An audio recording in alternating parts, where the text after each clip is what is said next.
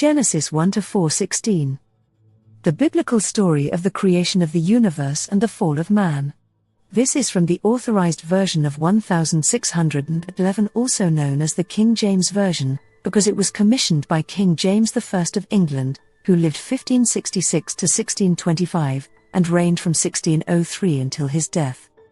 It is the translation that, ever since, because of its power of phrasing, has had the greatest impact on English literature in general. Please subscribe and share the video. The first book of Moses, called Genesis. Chapter 1. In the beginning God created the heaven and the earth.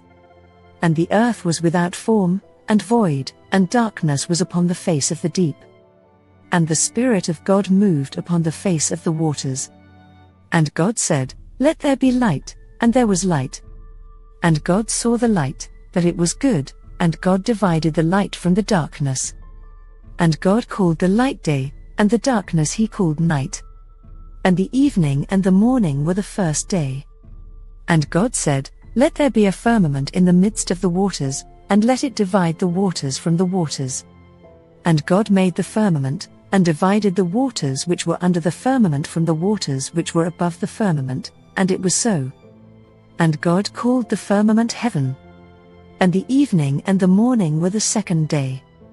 And God said, "Let the waters under the heaven be gathered together unto one place, and let the dry land appear," and it was so. And God called the dry land earth, and the gathering together of the waters called he seas, and God saw that it was good. And God said, "Let the earth bring forth grass, the herb yielding seed, and the fruit tree yielding fruit after his kind, whose seed is in itself, upon the earth," and it was so.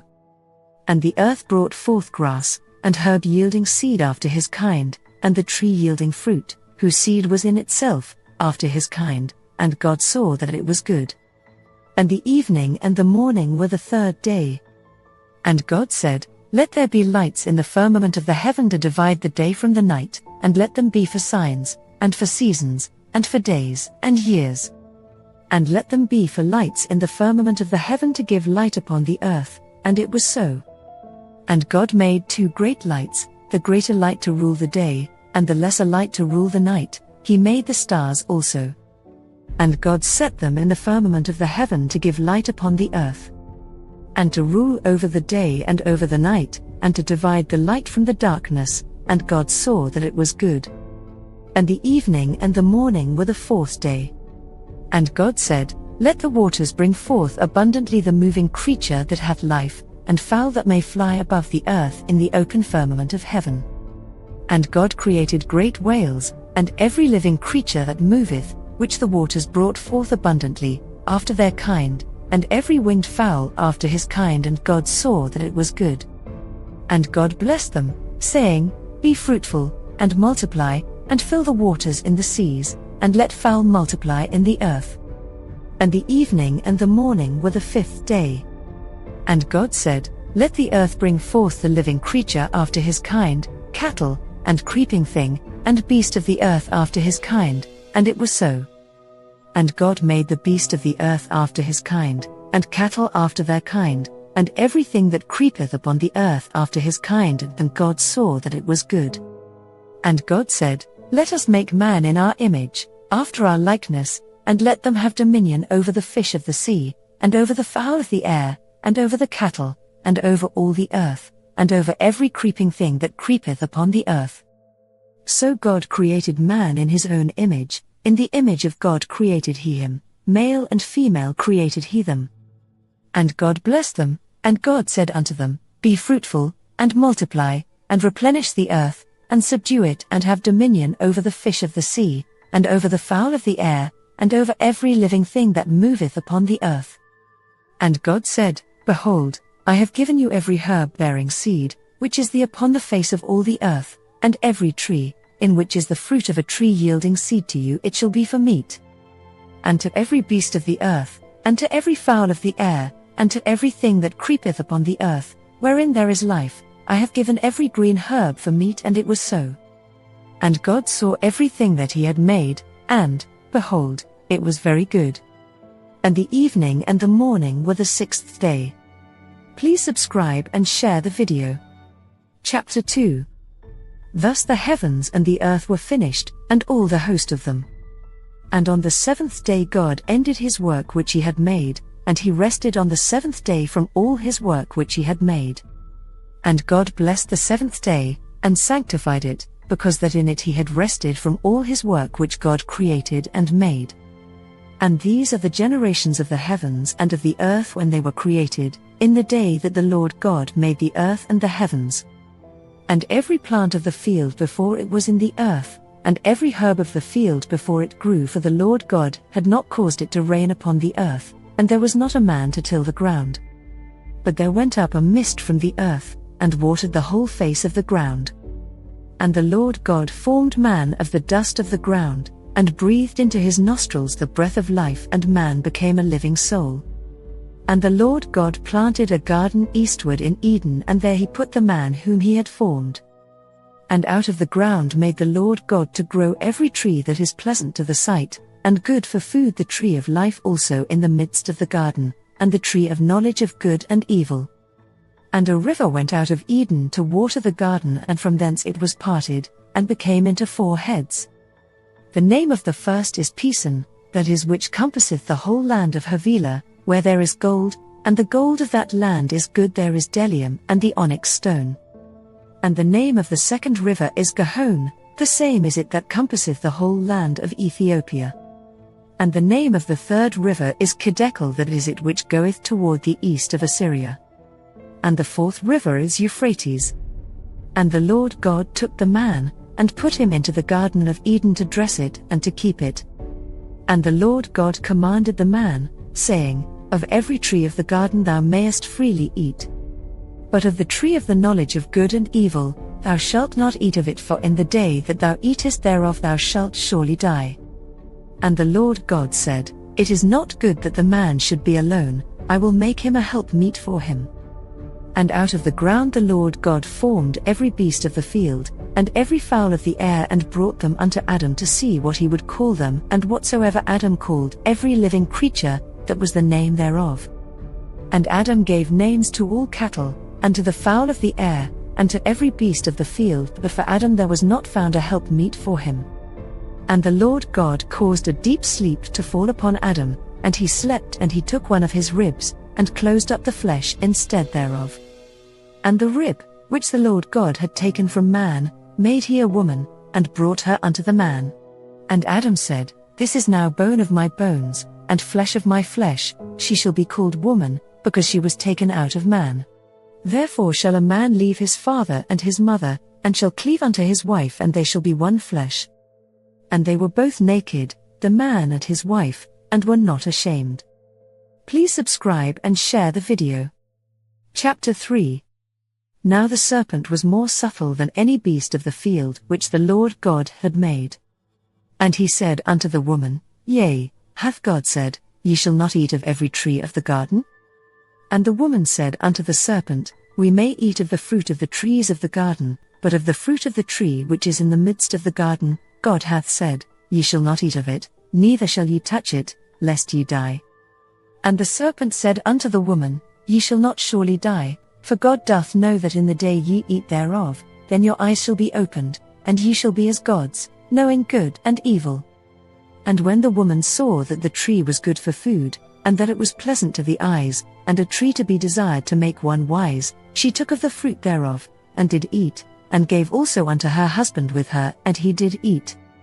And the eyes of them both were opened, and they knew that they were naked, and they sewed fig leaves together, and made themselves aprons.